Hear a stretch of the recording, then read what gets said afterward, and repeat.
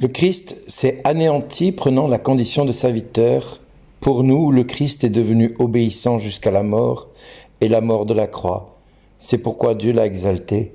Il l'a doté du nom qui est au-dessus de tout nom.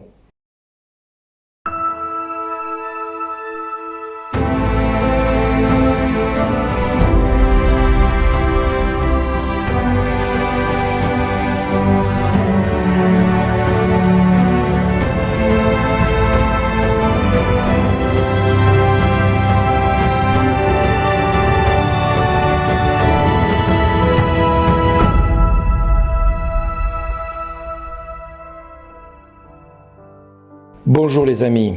Aujourd'hui, l'Église nous invite à lire le récit de la Passion selon Saint Jean au chapitre 18 du verset 1 au verset 42. Ce texte nous conduit au cœur du mystère de notre foi. Un Dieu qui souffre, un Dieu qui se donne, un Dieu qui se livre, un Dieu qui aime et qui aime jusqu'au bout. Saint Paul nous donne une clé pour mieux comprendre ce mystère. Dans Philippiens au chapitre 2 versets 7 à 8, il nous dit « Le Christ s'est anéanti, prenant la condition de serviteur, il s'est abaissé, devenant obéissant jusqu'à la mort et la mort de la croix. » Tout commence par cet abaissement. Le Christ ne s'impose pas, il ne revendique rien, il ne domine pas non plus, il ne sauve pas par la force quelqu'un, mais par l'amour. Dans l'évangile de Jean, Jésus avance librement vers sa passion. Personne ne l'oblige, si ce n'est plaire à son Père. Père, si cette coupe peut s'éloigner de moi, mais non pas ma volonté, mais la tienne. Quand les soldats viennent l'arrêter, il ne fuit pas, il ne se dérobe pas. Il dit « c'est moi », c'est-à-dire « je suis ». Et à ces mots, il recule et tombe à terre, car il vient de citer le mot ou le nom où tout juif, quel qu'il soit, s'incline devant. Même Moïse, quand il a entendu « Je suis celui qui est devant le buisson ardent », est tombé face contre terre. Cela nous montre que Jésus n'est pas une victime impuissante, non, il se livre bien volontairement.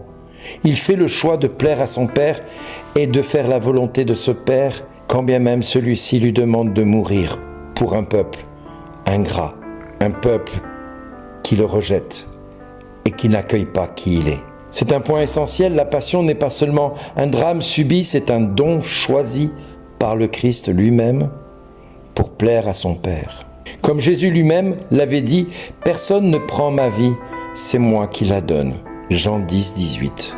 Frères et sœurs, cela change tout. La croix n'est donc pas un accident dans l'histoire. Ce n'est pas une erreur de parcours du Christ.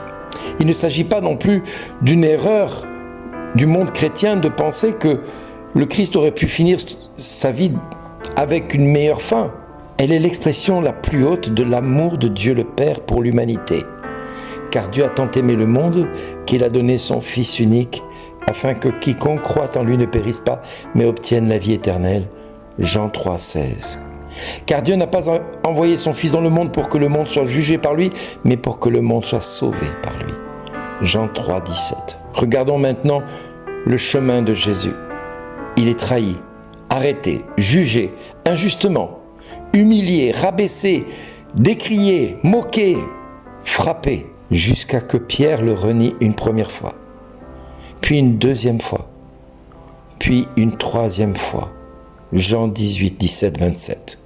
Pilate hésite, mais cède à la pression. Jean 19, 12, 16.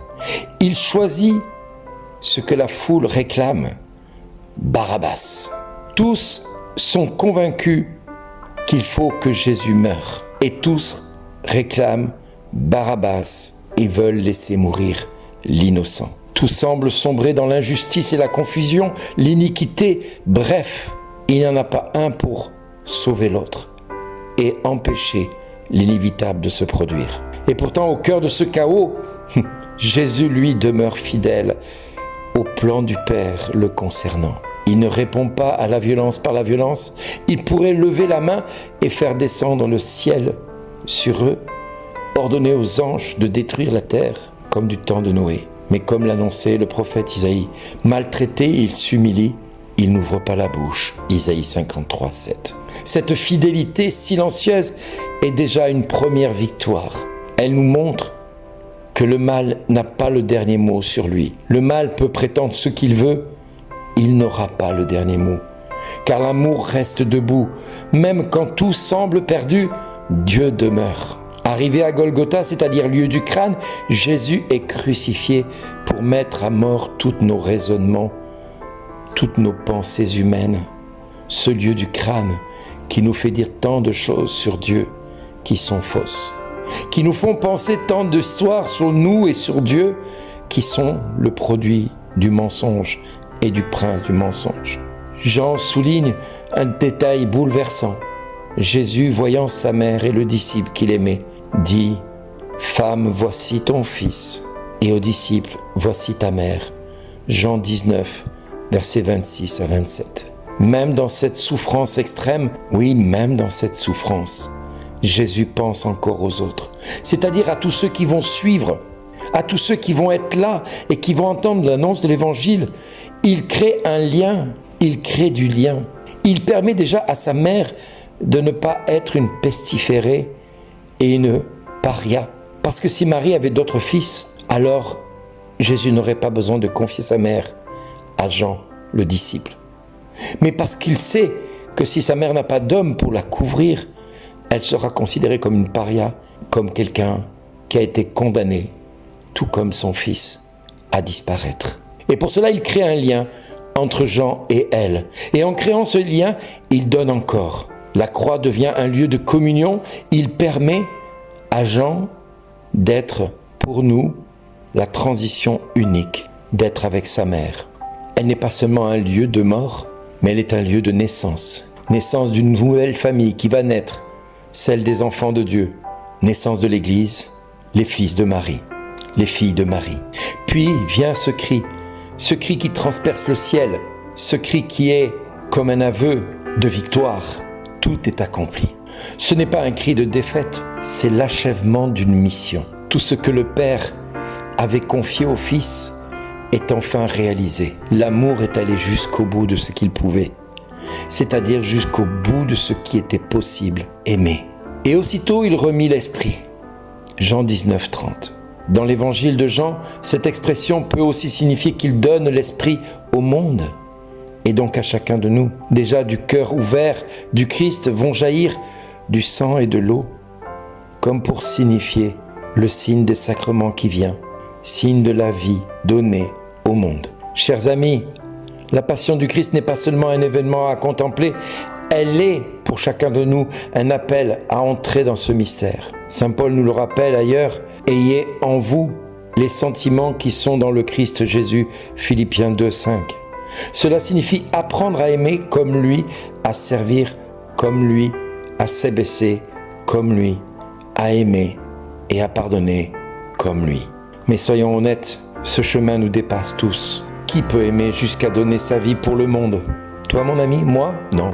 Qui peut donner autant que celui qui a été capable de tout pardonner dans cette injustice? Qui peut pardonner l'injustice? Toi? Moi? Non. Qui peut rester fidèle dans cette épreuve? La réponse est simple. Personne.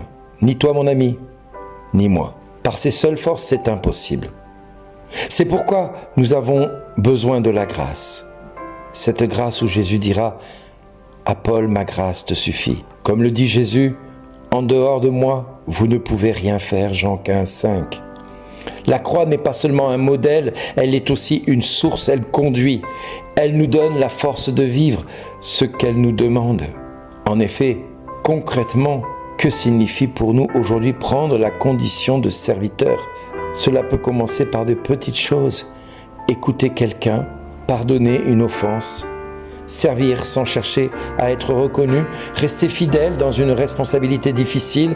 Jésus nous le dit clairement. Si quelqu'un veut venir à ma suite, qu'il se renie lui-même, qu'il prenne sa croix et qu'il me suive. Matthieu 16, 24. Prendre sa croix, ce n'est pas chercher la souffrance, ni même accepter la maladie comme une fatalité, c'est accepter par amour de ne pas fuir les exigences de l'Évangile, c'est-à-dire le témoignage que cela nous incombe et nous commande de vivre. Enfin, n'oublions pas la dernière parole de saint Paul. C'est pourquoi Dieu l'a exalté, Philippiens 2, 9. La croix n'est pas la fin, elle conduit à la gloire. L'abaissement ouvre à l'exaltation, la mort ouvre à la vie.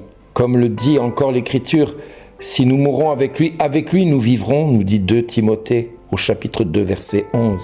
Chers amis, en contemplant longuement cette passion, nous découvrons un Dieu qui nous aime d'une manière inconsidérée, pas à distance, mais qui entre dans nos souffrances, dans nos injustices, dans nos nuits, dans nos incompréhensions, dans tout ce qui devient difficile au quotidien. Un Dieu qui ne supprime pas la croix, mais qui veut la traverser avec chacun de nous. Un Dieu qui transforme la mort en vie. Alors, en ce jour de Vendredi Saint, demandons la grâce de ne pas rester spectateurs de cette passion. Demandons la grâce d'entrer dans ce mystère, de laisser la croix du Christ nous transformer notre cœur et notre avenir, et enfin devenir à notre tour, tout comme les premiers chrétiens, témoins de cet amour qui va jusqu'au bout de soi-même, capable d'aimer et de se donner soi-même, comme disait Thérèse. Aimer, c'est tout donner et se donner soi-même. C'est ce que Jésus nous a montré, c'est ce que nous devons vivre, c'est ce que nous devons faire. Alors croyons que Dieu peut tout. Soyons sûrs qu'au-delà de ce que nous espérons, au-delà de ce que nous vivons, Dieu est présent. Et rendons grâce à Dieu, qu'il en soit ainsi. Parce que quand nous allons prier pour notre pays maintenant, cela va prendre tout son sens. Ce que devient notre pays nous incombe et commence par nous. Jésus, sauve ta France. Ô Jésus, notre Seigneur et notre Dieu, vrai roi de France, vois la France, la fille aînée de l'Église, qui t'appartient. Tu l'avais confiée à tes plus chers amis, Marthe, Marie-Madeleine et Lazare. Mais l'ennemi est venu et a voulu te chasser de chez toi. Et nous ne savons plus que faire, ni comment nous en débarrasser. Alors Jésus, toi le fils de Marie, toi qui as si souvent envoyé Marie visiter ta France, nous te le demandons comme avec les marchands du temple, prends ton fouet et expulse à tout jamais l'immonde franc-maçonnerie qui tente de régner et d'étouffer ce pays qui est tien. Chasse les démons et les œuvres de la Révolution française qui ont semé la terreur, le mensonge et l'iniquité. Brise nos lourdes chaînes, nous t'en prions Jésus, casse le joug de tous nos oppresseurs et des tyrans qui nous gouvernent. Libère-nous à tout jamais de ceux qui veulent nous asservir, pour que nous retrouvions notre vocation première de Franc, fils de Clovis, dont tu convertis le cœur des Francs, c'est-à-dire des hommes libres face à toi, Seigneur. Nous te le demandons, Père, par Jésus-Christ, ton Fils, notre Seigneur et notre Dieu, qui vit et règne avec toi dans l'unité du Saint-Esprit, maintenant et pour les siècles des siècles. Amen. Merci d'exister.